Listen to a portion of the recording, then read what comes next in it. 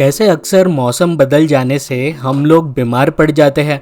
कहीं दूर घूमने जाओ तो वेदर चेंज के वजह से भी कुछ ऐसा ही हाल होता है हमारा। आप मानो या ना मानो, हम जो भी जीवित प्राणी हैं, हमारे जीवन का डायरेक्ट संबंध कहीं ना कहीं हमारे आसपास के वातावरण से होता ही है। एक्वेरियम की एक मछली भी हम घर लाते हैं तो हमें पहले उस मछली को एक्वेरियम के पानी के साथ एक्लिमेटाइज करना पड़ता है, नहीं तो वो मछली पानी के टेम्परेचर के मिसमैच के वजह से भी मर सकती है। दोस्तों, इस एग्जाम्पल को याद रखिएगा, आगे वीडियो में रिलेट करने में काम आएगा। अगर हमें विभिन्न बीमारियों से बचकर निरोगी रहना है तो हमारे बदलते ऋतु यानी सीजन्स का हमें बहुत ख्याल रखने की आवश्यकता है और ये आयुर्वेद हमें सिखाता है। वीडियो को आखिर तक जरूर देखिए क्योंकि इस वीडियो में आपको ये कॉन्सेप्ट जितने सरलता से समझाया गया मिलेगा, ऐसा आपको कहीं और नहीं मिलने वाला है। तो चलिए शुरू करते हैं। मैं हूँ राजेश मजुमदार और इंडियन ट्रेजरी ऑफ विजडम पे आप सभी का स्वागत करता हूँ मैं, जहाँ हम चलेंगे स्क्रिप्चर्स के सेगमेंट में और पता लगाएंगे कि स्क्रिप्चर्स में क्या छुपा हुआ है। अगर आपको इस चैनल का कंटेंट अच्छा लगता है और अभी तक आपने सब्सक्राइब नहीं किया हो तो तुरंत सब्सक्राइब बटन पर क्लिक कर दीजिए और रेगुलर अपडेट्स मिलने के लिए बेल आइकन को जरूर दबाना। आयुर्वेद में इस कॉन्सेप्ट को ऋतुचर्या कहा गया मिलता है। ऋतु का मतलब आम भाषा में तो सीजन्स को समझा जाता है, पर इसका लिटरल मतलब होता है वो जो चला जाता है, यानी वो जो बदलते रहता है। और चर्या का अर्थ होता है डिसिप्लिन में रहना। ऋतुचर्या ये एक आयुर्वेदिक लाइफस्टाइल प्रिंसिपल्स का कलेक्शन आप मान सकते हो, जो हमारे बॉडी को हेल्प करता है बदलते ऋतु के साथ खुद को एडजस्ट करके चलने के लिए। ऋतुओं का वैसे तो बॉडी और मन दोनों पर काफी गहरा असर पड़ता है, पर आज हम इस वीडियो में इस कॉन्सेप्ट को बॉडी और हम जो खाना खाते हैं उसके पर्सपेक्टिव से समझने वाले हैं। आयुर्वेद अनुसार हर सीजन का अपना एक ढंग होता है, अपना एक फ्लेवर होता है और हर सीजन अपने साथ अलग अलग एनर्जीज लेकर के आता है।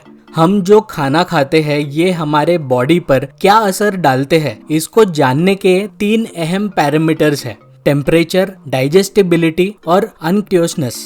इनमें से पहला है टेम्परेचर, जिसको वीर्य कहा गया है। इसका अर्थ होता है किसी भी खाद्य पदार्थ का हमारे बॉडी के टेम्परेचर में बदलाव लाने की क्षमता। जैसे समझिए कि हमारा बॉडी एक स्टील के ग्लास जैसा है। उस ग्लास में अगर आप कोई गर्म चीज डालते हो तो स्टील का ग्लास गर्म हो जाएगा, जिसे उष्ण कहा जाता है। सेम उसी तरह अगर उसमें कोई आप ठंडा पदार्थ डालते हो तो वो ठंडा हो जाएगा, जिसे शीत कहा गया है। फॉर एग्जाम्पल्स जैसे वाटरमेलन, ककड़ी, दूध या कोकोनट ऑयल जैसे पदार्थ होते हैं, उनको शीत वीर्य का कहा जाता है, जो बॉडी को ठंडा करते हैं। अब दूसरा पैरामीटर है डाइजेस्टिबिलिटी, जिसको हम बॉडी की पाचन शक्ति कह सकते हैं, यानी एबिलिटी कह सकते हैं किसी भी खाने को पचाने के लिए। अगर कुछ पचाने में आपको आसानी होती है तो उसे लघु कहते हैं। लघु मतलब लाइट वेट। अगर कुछ पचाने में आपको मुश्किल होती है तो उसे गुरु कहते हैं। गुरु मतलब हैवी वेट। अब आप में से कुछ लोगों को शायद पता होगा कि गुरु का अर्थ ये भी होता है कि अंधेरे से उजाले की ओर बढ़ना। ये भी डेफिनेशन सही है। उजाले का अर्थ एक्चुअली एनर्जी होता है, जो बॉडी में जब खाना हैवी हो जाता है तब दर्शाया जाता है, क्योंकि खाना आखिर एनर्जी में कन्वर्ट होता है। सेम चीज इंफॉर्मेशन डाइजेस्ट करने को लेकर भी आयुर्वेद में कहा गया है कि जिस व्यक्ति में ज्यादा मात्रा में यानी हैवी मात्रा में नॉलेज को दिमाग द्वारा डाइजेस्ट करने की क्षमता होती है, उसे गुरु कहते हैं। फिलहाल हम पेट के संबंध तक ही अपना कॉन्वर्सेशन रखते हैं। अब लास्ट वाला इम्पोर्टेंट पैरामीटर देखते हैं, जो है अनक्टियोसनेस। अब इंग्लिश में ये वर्ड सुनने में कठिन है पर अर्थ सरल है। इसे हिंदी में चिकनापन कह सकते हैं और संस्कृत में इसे एक बड़े ही सुंदर शब्द से दर्शाया गया है, जिसे स्निग्ध कहते हैं। इसका अर्थ होता है the quality of being oily and sticky but still smooth. जैसे गाड़ी का इंजन ऑयल होता है स्मूथ पर चिपचिपा, ठीक वैसे ही स्निग्ध दरअसल ये रुक्ष का ऑपोजिट होता है। रुक्ष यानी एकदम सूखा, ड्राई, रफ। आप सोचकर देखिए कि जब कोई चीज बहुत ही रुक्ष, सूखा हो जाता है, हम आसानी से गले से उसे उतार नहीं पाते हैं। वैसे ही हमारा पेट भी सूखे सूखे सब्सटेंस को आसानी से पचा नहीं पाता। स्निग्ध यानी ऑयली और स्मूथ सब्सटेंस को वो आसानी से पचा लेता है। इसीलिए ये पैरामीटर को समझना बहुत जरूरी है। अब दोस्तों इमेजिन करो और कंपेयर करो आपके किचन में किसी पुराने रखे हुए बासी ऑलरेडी पकाए हुए ऑयल को और नए पैकेट में से निकाले गए फ्रेश ऑयल को। आपको तुरंत डिफरेंस इमेजिन हुआ होगा कि पुराना रखा हुआ ऑयल बहुत स्टिकी होता है और उसमें से स्मेल भी आती है और वो यूनिफॉर्मली फ्लो नहीं होता है, पर नया ऑयल एकदम स्मूथ होता है और आसानी से फ्लो होता है। स्निग्ध इसी क्वालिटी को दर्शाता है। अब आप सोच में पड़ गए होंगे कि मैं इन 3 पैरामीटर्स के बारे में क्यों बता रहा हूँ आपको। ये 3 क्वालिटीज समझना बहुत जरूरी है ताकि आप समझ सको हम जो खाना खाते हैं उसको हमारा शरीर और हमारा डाइजेस्टिव सिस्टम किस तरीके से एक्सेप्ट करता है और बॉडी पर उनका इफेक्ट किस तरीके से होता है। अब जब आप ये वाला एस्पेक्ट समझ चुके हो, अब समझते हैं बॉडी हमारा आउटसाइड वेदर को कैसे रिएक्ट करता है। दोस्तों हर हफ्ते रविवार को मैं और इस चैनल के कुछ सब्सक्राइबर्स मिलकर भगवद गीता के श्लोकों पर समालोचना करते हैं और हर श्लोक को बहुत ही प्रैक्टिकल और लॉजिकल तरीके से समझने की कोशिश करते हैं।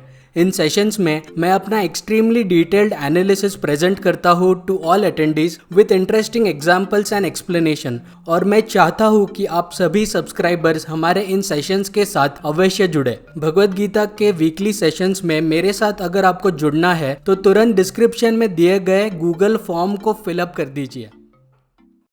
याद है वीडियो के स्टार्टिंग में मैंने मछली का एग्जाम्पल दिया था कि कैसे एक्वेरियम के पानी में उसे एक्लिमेटाइज होने के लिए उसे कुछ इस तरीके से रखा जाता है। इस प्रोसेस में एक्चुअली हो ये रहा है कि मछली की बॉडी खुद एफर्ट्स लेती है धीरे धीरे पानी के टेम्परेचर के साथ एडजस्ट करने के लिए। ठीक उसी तरह हमारा बॉडी भी जब सीजन्स में चेंजेस होते हैं वेदर में, तब खुद अंदर ही अंदर एडजस्टमेंट्स होते रहते हैं हमारे शरीर में।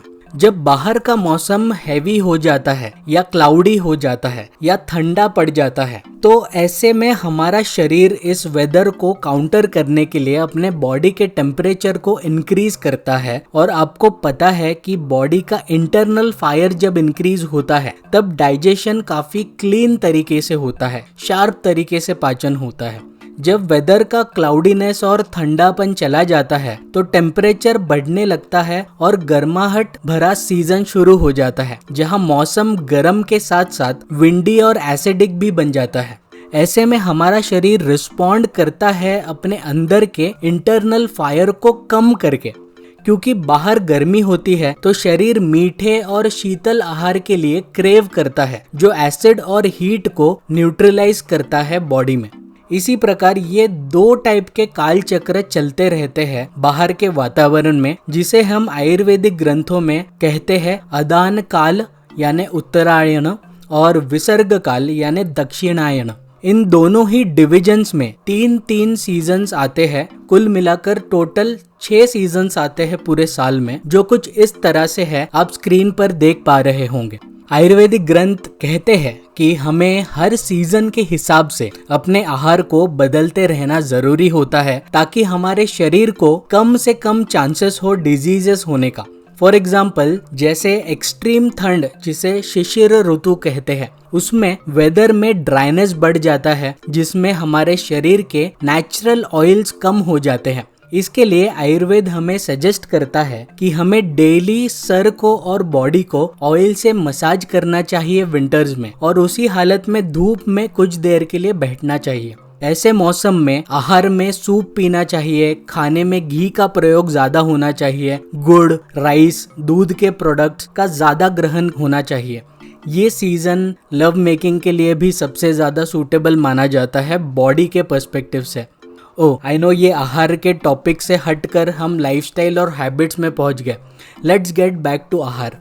तो आयुर्वेद हमें आगे सावधान भी करता है कि विंटर्स में एक्यूमुलेट किया गया कफ जो शरीर में है विभिन्न हैवी, स्वीट और ऑयली खाना खाने के वजह से, वो आगे समर में सूर्य के प्रकोप में, जब सूर्य उत्तरायण में नॉर्थ के तरफ जाएगा, समर्स के तरफ, तब कई तरह के कफ रिलेटेड डिजीजेस बॉडी को हो सकते हैं। इसीलिए समर स्टार्ट होने से पहले पहले जब वसंत ऋतु आता है उसमें पालन किए जाने वाले कई सारे पथ्य हमें मिलते हैं। जैसे वसंत ऋतु में पानी का सेवन ज्यादा से ज्यादा करना चाहिए, डाइट को लाइट कर देना चाहिए, सुबह उठकर नस्य करना, नहाने से पहले उद्वर्तन लगाना और स्पोर्ट्स और खेल कूद की एक्टिविटीज बढ़ा देना चाहिए, ये रेकमेंडेड है।